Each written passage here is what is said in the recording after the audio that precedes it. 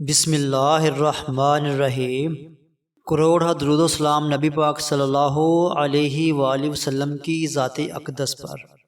شاہ جنفو دیکھنے والے تمام دوست احباب کو السلام علیکم ورحمۃ اللہ وبرکاتہ۔ اسلام میں جب 4 شادیوں کی اجازت ہے تو حضرت فاطمہ رضی اللہ تعالی عنہا کی زندگی میں جب حضرت امام علی کی دوسری شادی ہونے لگی تو رسول اللہ صلی اللہ علیہ وآلہ وسلم نے اس شادی کو کیوں رکوا دیا تھا؟ کیا واقعی حضرت علی رضی اللہ تعالیٰ عنہ دوسری شادی کرنا چاہتے تھے یا ان کے لیے کوئی چال چلی گئی تھی؟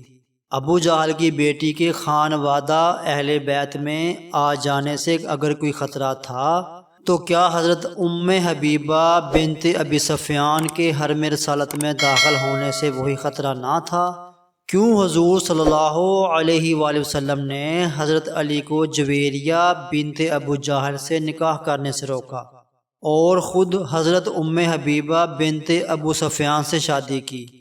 دوستو، ویڈیو کو مکمل دیکھے بنا آپ اس بارے میں کوئی بھی حتمی فیصلہ نہیں کر پائیں گے، اس لیے ویڈیو کو آخر تک لازمی دیکھیں۔ آج کا واقعہ حضرت امام زین العابدین حضرت علی بن امام حسین اور ابو ملیکہ کی روایت سے پیش کیا جا رہا ہے، جنہوں نے مسعور بن مخرمہ سے روایت کیا ہے۔ اس کے علاوہ عبداللہ بن زبیر رضی اللہ تعالیٰ عنہ نے بھی اس اہم واقعے کو روایت کیا ہے، جو کہ امام بخاری نے احکام و مسائل جلد اول صفحہ نمبر 314 الحدیث 5230 میں، امام مسلم نے کتاب فضائل صحابہ الحدیث 2449 میں، ابو داؤد نے کتاب النکاح میں، ابن ماجہ نے بھی کتاب النکاح میں، ترمذی میں کتاب المناقب میں اور حاکم میں کتاب معرفت الصحابہ میں بہت سی سنتوں سے اس واقعے کو روایت کیا گیا ہے۔ اس واقعے کی تفصیل کچھ اس طرح ہے کہ فتح مکہ کے فوراً بعد ابو جہل کا خاندان مسلمان ہو گیا، جس میں اس کی ایک خوبصورت کنواری بیٹی بھی تھی۔ کچھ صحابہ کرام نے مل کر حضرت علی رضی اللہ تعالیٰ عنہ کو مشورہ دیا کہ آپ ابو جہل کی بیٹی جویریہ سے شادی کر لیں۔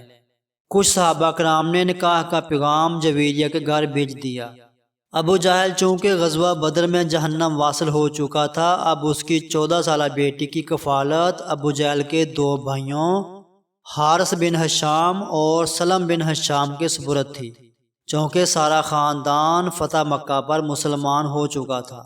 یہ دونوں نکاح کا پیغام ملتے ہی نبی کریم صلی اللہ علیہ وآلہ وسلم کی بارگاہ میں حاضر ہوئے۔ دوسری طرف حضرت فاطمہ رضی اللہ تعالیٰ عنہا بھی حضرت علی کے دوسرے نکاح کی باتیں صحابیات سے سن چکی تھیں اور حضور صلی اللہ علیہ وآلہ وسلم سے پہلے ہی اس کا ذکر کر چکی تھیں۔ جب وہ دونوں بھائی حضور صلی اللہ علیہ وآلہ وسلم سے اپنے بھائی ابو جہل کی بیٹی کا نکاح حضرت علی سے کرنے کی اجازت کے لیے حاضر ہوئے تو حضور صلی اللہ علیہ وآلہ وسلم نے فرمایا، ہشام بن مغیرہ جو ابو جہل کا باپ تھا، اس کی اولاد حارث بن ہشام اور سلم بن ہشام نے اپنے بھائی ابو جہل کی بیٹی کا نکاح علی بن ابی طالب سے کرنے کی مجھ سے اجازت مانگی ہے، لیکن میں انہیں ہرگز اجازت نہیں دوں گا۔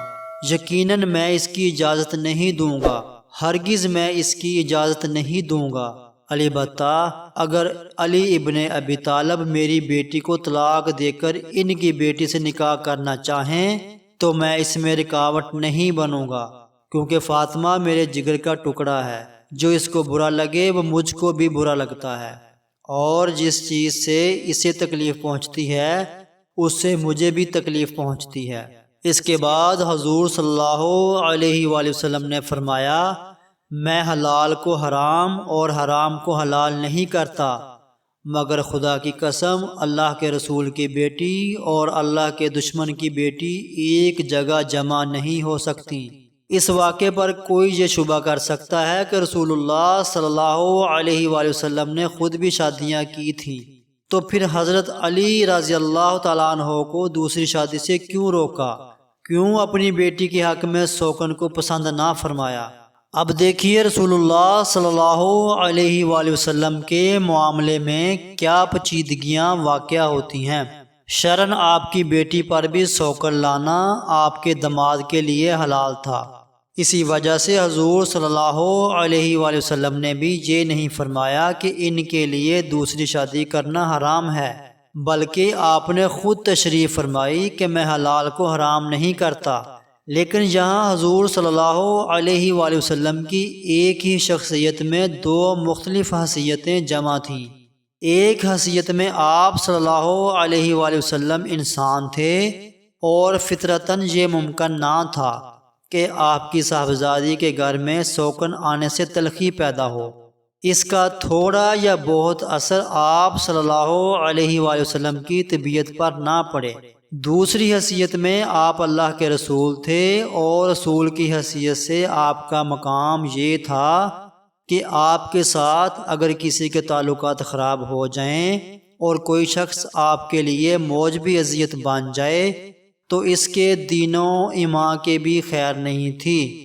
اسی وجہ سے حضور صلی اللہ علیہ وآلہ وسلم نے حضرت علی کو بھی اور بنی ہشام بن مغیرہ کو بھی اس کام سے روک دیا، کیونکہ اگرچہ شرعاً یہ حلال تھا مگر اس کے کرنے سے یہ اندیشہ تھا کہ یہ چیز حضرت علی کی دوسری بیوی اور اس کے خاندان یعنی بنی ہشام والوں کے لیے ایمان اور عاقبت کو خطرے میں ڈال دے گی۔ ایک اور اہم بات یہ ہے کہ ابو جہل اور اس کا خاندان حضور صلی اللہ علیہ وآلہ وسلم کے بہت بڑے دشمن رہ چکے تھے اور اب فتح مکہ کے بعد نئے نئے مسلمان ہوئے تھے۔ اگرچہ یہ لوگ اسلام قبول کر چکے تھے لیکن یہ تحقیق ہونا ابھی باقی تھی کہ یہ اسلام کا قبول کرنا پورے اخلاص سے تھا یا صرف شکست کا نتیجہ تھا۔ ان حالات میں ابو جہل کی بیٹی حضور نبی کریم صلی اللہ علیہ وآلہ وسلم کی بیٹی کے گھر سوکن بن کے آ جانا بڑے فتنوں کا سبب بن سکتا تھا۔ اسی لیے حضور صلی اللہ علیہ وآلہ وسلم نے فرمایا میری بیٹی اور میرے دشمن کی بیٹی ایک گھر میں جمع نہیں ہو سکتی۔ نیز آپ نے یہ بھی فرمایا کہ اگر ایسا ہو جاتا ہے تو بہت سے لوگ فتنوں کا شکار ہو جائیں گے۔ اب لوگ یہ سوال بھی کرتے ہیں کہ ابو جہل کے خاندان سے کہیں زیادہ نبی پاک کا دشمن تو ابو سفیان کا گھرانہ تھا، تو پھر اگر ابو جہل کی بیٹی خانوادہ رسالت میں شامل نہیں ہو سکتی تھی تو پھر حضور صلی اللہ علیہ وآلہ وسلم نے ابو سفیان کی بیٹی حضرت ام حبیبہ سے نکاح کر کے انہیں کیوں ازواج مطہرات میں شامل کیا؟ یاد رہے کہ ابو جہل کی بیٹی اور اس کا سارا خاندان مکہ فتح ہونے پر مسلمان ہوا، جن کا امتحان ابھی باقی تھا، جبکہ ابو سفیان کی بیٹی حضرت ام حبیبہ جن سے حضور صلی اللہ علیہ وآلہ وسلم نے نکاح فرمایا وہ بڑے بڑے امتحانات سے گزر چکی تھیں۔ ابو سفیان کی بیٹی ہند بنت عتبہ مشہور ہند جگر خوار کی لخت جگر، جس کی پھوپھی وہ عورت تھی کہ جسے قرآن پاک میں حمالتہ الحطب کا خطاب دیا گیا تھا، جس کا نانا عتبہ بن ربیعہ نبی کریم صلی اللہ علیہ وآلہ وسلم کا بدترین دشمن تھا۔ اس خاندان سے اور اس کے ماحول سے نکل کر وہ حضرت عمر اور حضرت حمزہ رضی اللہ تعالی عنہ سے بھی پہلے ایمان لاتی ہیں، اپنے شوہر کو مسلمان کرتی ہیں۔ خاندان والے آپ پر بے پناہ ظلم و ستم کرتے ہیں، جس کی وجہ سے آپ حبشہ ہجرت کر جاتی ہیں۔ حبشہ جا کر ایک نیا امتحان شروع ہوتا ہے، وہاں جا کر شوہر عصایت قبول کر لیتا ہے اور حضرت ام حبیبہ دین کی خاطر شوہر سے علیحدگی اختیار کر لیتی ہیں۔ ایک انجان ملک میں آپ تنہ تنہا اپنی چھوٹی سی بچی کے ساتھ عزم و استقلال کے ساتھ زندگی گزارنا شروع کر دیتی ہیں۔ تب نبی صلی اللہ علیہ وآلہ وسلم کی نگاہ انتخاب آپ پر پڑتی ہیں اور آپ حبشہ میں ان کو نکاح کا پیغام بھیجتے ہیں۔ غزوہ خیبر کے بعد وہ حبشہ سے واپس آ کر حرم نبوی میں داخل ہوتی ہیں۔ اس کے تھوڑی ہی مدت بعد قریش صلح حدیبیہ کی خلاف ورزی کے مرتکب ہوتے ہیں۔ اور ان کو اندیشہ ہوتا ہے کہ نبی صلی اللہ علیہ وآلہ وسلم اب مکے پر چڑھائی کر دیں گے۔ اس موقع پر ابو سفیان صلح کی بات چیت کے لیے مدینہ آتا ہے اور اس امید پر بیٹی کے ہاں پہنچتا ہے کہ اس کے ذریعے صلح کی شرائط طے کرنے میں سہولت ہوگی۔ برسوں کی جدائی کے بعد پہلی مرتبہ باپ سے بیٹی کو ملنے کا موقع ملتا ہے، مگر جب وہ رسول اللہ صلی اللہ علیہ وآلہ وسلم کے فرش پر بیٹھنے کا ارادہ کرتا ہے تو بیٹی فوراً یہ کہہ کر فرش سے اٹھا دیتی ہے کہ رسول کے فرش پر ایک دشمن اسلام نہیں بیٹھ سکتا۔ ناظرین کرام، ان سب باتوں کے باوجود اگر کوئی شخص حضرت ام حبیبہ کا موازنہ ابو جہل کی بیٹی جویریہ سے کرے تو ہمارے خیال میں اس سے بحث کرنا فضول ہوگا۔ البتہ جویریہ کا حضرت علی کے گھر آنا فتنوں سے خالی نہ تھا، کیونکہ یہ ابو جہل کی خاندان کی سازش بھی ہو سکتی تھی کہ جن کو اسلام لائے ابھی چند مہینے بھی نہ ہوئے تھے۔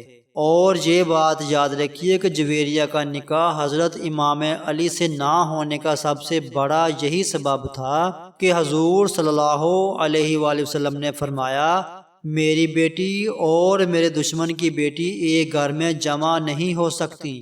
اللہ پاک مجھے، آپ کو اور اس ویڈیو کو دیکھنے والے تمام افراد کو نبی پاک صلی اللہ علیہ وآلہ وسلم اور ان کی آل پاک سے سچی اور پکی محبت عطا فرمائے۔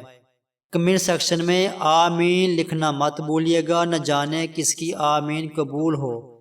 پیارے دوستو، اس ویڈیو کو صدقہ جاریہ کی نیت سے اپنے دوستوں کے ساتھ ضرور شیئر کر دیں تاکہ آپ کو ہمیشہ کے لیے اچھی بات پھیلانے کا اجر و ثواب ملتا رہے۔